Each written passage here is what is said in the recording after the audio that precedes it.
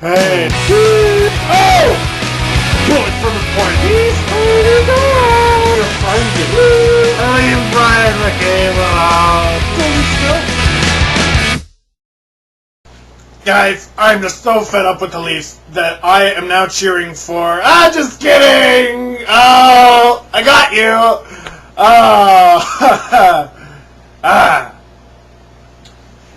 So anyway, the Leafs! That was sick! 8-2 against who? The Boston Bruins. Oh boy.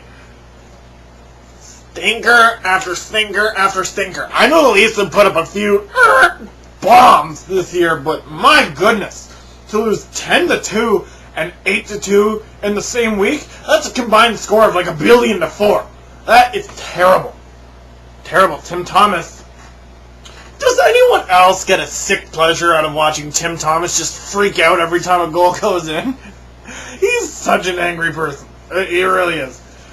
Makes me laugh. I don't know. Sundin, 1,300th career game. 13th time he's hit the 30 or more goal mark. Freaking insane. The guy just plays out of his mind. And, you know, the good thing about winning that big is you finally get to play the youngsters like I told you to. The Leafs, who was it? Jeremy Williams and Chris Newbury got about 9 minutes of ice time last night, which is what you'd expect. You know, from a 8-2 win. I mean, well, why put your first power play out there? I think they did, at one point in the third, have their number one power play out there. But that's when it was 5-2, if I'm not mistaken. And that I can forgive. You know Don Cherry, eh? They've been all over that, I tell you! That was the worst impression ever. But I don't care. Leafs win 8-2. So now, let me bring up a nice little stat ski for you. Because I was listening to The Fan today, as I do quite often. And they were talking about, like, oh, are you happy with the Leafs' current winning streak? Or, you know, would you rather see them get a high draft pick? And I don't know who talks like that at The Fan, but, you know, my answer is, well, they can probably do both. I'm just saying. Okay, 7 behind the Bruins. As bad as the Bruins play, they're not going to catch them. Okay, fine. So the Leafs aren't going to come in 7th. Well, Philly has a game in hand, or two. 1 or 2. And they're 6 points ahead of the Leafs. Alright, well, not only will the Leafs have to beat them in regulation both times they face them, but they're going to have to hope Philly keeps losing as well. There's the Sabres. I don't think the Sabres are going to fall that far off the map, even though the Leafs are only a couple behind them. Washington is really close to the Leafs, but they're hot like fire. Leafs aren't going to catch them. Leafs might catch the Islanders.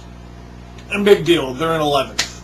They're still going to have like probably a top 10 pick, which is pretty good for all those people who are like, we have to have Stamkos. Listen, one team is going to get Stamkos, and it's probably going to be the Kings or the Lightning.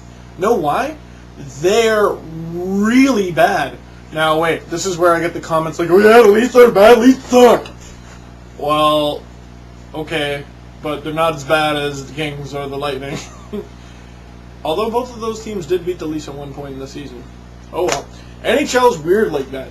You rarely get upsets of that magnitude like in other sports, I find. Hockey is more even, or at least the NHL is. Hey, guys, what do you think? Are you mad when the Leafs win? Are you actually mad? I can't get mad when the Leafs win. I'm like, yeah, they're going to win. And if anything, this is a good situation right now, because you can cheer for them to win and still be confident that they're still going to end up in at least 10th or 11th. Have a pretty decent pick. You think the Leafs are going to trade up? No one's mentioned that at all, anywhere. Could the Leafs trade up